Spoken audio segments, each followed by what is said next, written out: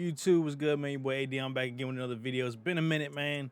We got a quick update that's coming out, or actually is live now for XDefiant, man. It's new patch notes where we can finally take out those spider bots off our damn face. Name change to the GSK, as well as some little bit of map tweaks and some gun balancing. My snipers, y'all probably gonna be pissed at this. If you haven't already read it, let's go ahead and dive in, man. So again, gameplay-wise, face delay and reloading, swapping weapons or deploying devices caused by players rapidly tapping the fire and ability buttons. Players who took advantage of a speed hack but now find themselves locked in place, which is the opposite of what they were going for. Also, what that means is with the abilities that you were trying to use before, like let's say with the Libertad, you try to use your healing bot that you throw down to use a spray, and sometimes they just didn't work. That's fixed now as well in this patch where it's supposed to be, where sometimes they're just gray out and shit. You won't have to worry about that anymore.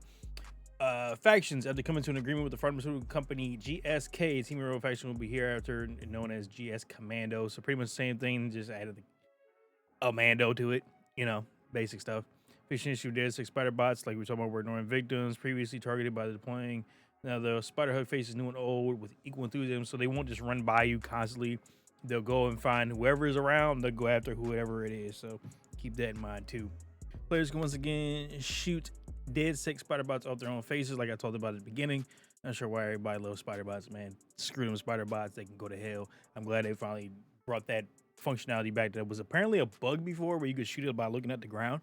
That apparently was a bug. It wasn't supposed to be a thing, but we're able to make that happen now. So screw them.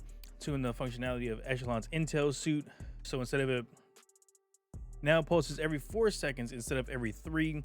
Enemies remain highlighted for 1 second instead of 2.7, so everybody pay attention.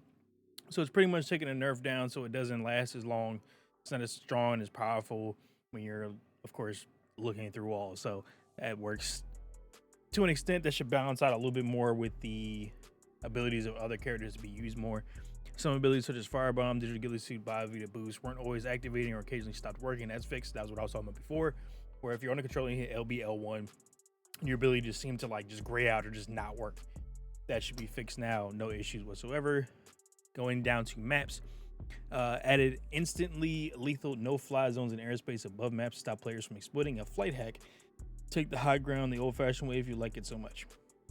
So if you've seen any videos on X or anything like that, people were literally finding ways to just start floating in the air and go flying around. It was actually crazy how that worked and how they figured that out. That's been removed. Fixed the weird issue letting players exit a Times Square spawn zone early by jumping off a picture frame. Also, another video that had been put out there where you would jump at the very beginning on one side of the map. You were able to jump up onto a picture frame and you would spawn before the actual game even starts on like during that Times Square map. You would literally just hop into the rest of the map before anybody else could get into it. So you were already set up, you were posted, starting to take points or protect points, whatever the case may have been. That's been fixed. Game modes, updated the player screen to show all the available game modes, added a menu text clarifying that the bronze or rank unlocks at the first victory. Fixed an issue that was displaying the little padlock icon on ranked rewards despite players earning them fair and square, so we got that cleaned up. Weapons, here we go with the tuning. Tuning, man, tuning. So M4A1 short range damage increase from 1718. MDR short range damage increase from 1719. MDR, I've already seen a little bit of gameplay from it. It has definitely gotten a lot better just by that little bit of a boost. I think that's going to make it 30 times more valuable than what it has been, because people, of course, complained about it so much and felt like it wasn't really worth it. That should definitely make it more valuable for you. MP5A2 medium range damage increase from 13 to 14. Its headshot damage multiplier increased from 1.35 to 1.4. And also the MP5 short range increase from 16 to 18. Its medium range increase from 25 to 27. Another valuable weapon. So if you need to work on that, get to grinding. MDR ADS speed also improved from 300 milliseconds to 250. That MDR is looking real spicy. Now, as I talked about before with the sniper rifles, you're probably gonna be pissed. I'm a little pissed for you because they did already nerf them down. I think the biggest issue that I had with them was with the nerf that they did last time, which was supposed to add more flinch when getting shot. I feel like it didn't do nearly as much as you would think it would do. So you would still get one tapped easily. And maybe it's also because maybe you can hip fire, whatever the case may be. But with the M44 sprint out times, aka sprint to shoot time, increased 350 to 400. The TAC 50s sprint to shoot from 600 to 625, and L115 from 550 to 575.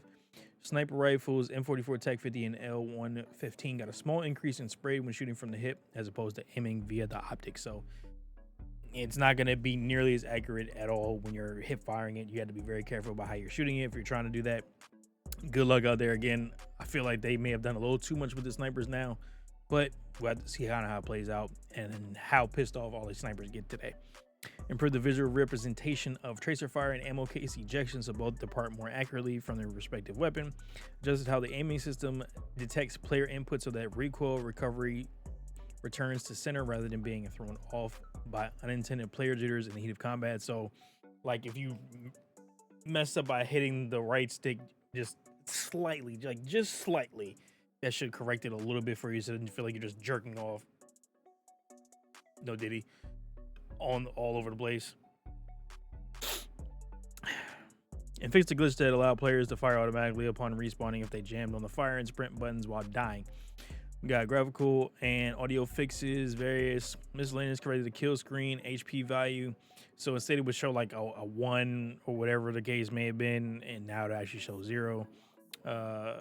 Basically when you died or if you killed them after you died, whatever the case is. Previously, players with pings greater than 150 milliseconds were kept waiting an unfound amount of times. This is just basically making it so the wait times won't be as bad. Ping times will be lowered and reassessed for those people in those high ping places, and crash fixes various. So that's what's new in the new patch notes, year 1, season 1.2 for XDefiant, man. Make sure you get out there, go grind, go get it, get those weapons, grind it out. Again, I think the MDR is going to be really good. I think the MP5 is going to take a really good step forward. But those snipers, man, be on the lookout. Y'all let me know how y'all feel about it. Let me know what y'all think of XDefiant so far as well, man. Now with the new patches, how the game has been for you guys since it's been released. Make sure to let me know in the comments down below. Make sure to like, subscribe if y'all enjoyed the video and y'all want to see more content. And I'll holler at y'all, man. Peace.